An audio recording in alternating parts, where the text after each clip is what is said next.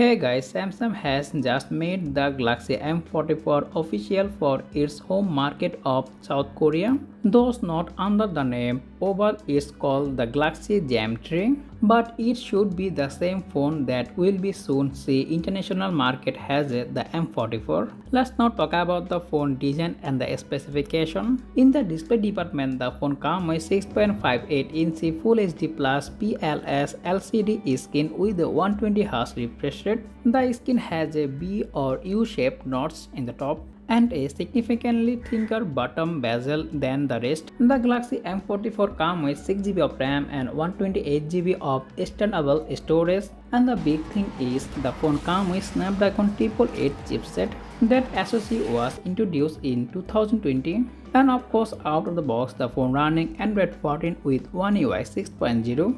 And the camera department, the phone comes with triple camera setup in the back, 50MP rear camera, and 8MP ultra wide and 5MP macro shooter, and the front is come with 13MP selfie shooter. And the battery department, the phone comes with 5000 mAh battery and is support 25W fast charging. The Galaxy M44 officially announced in 2024.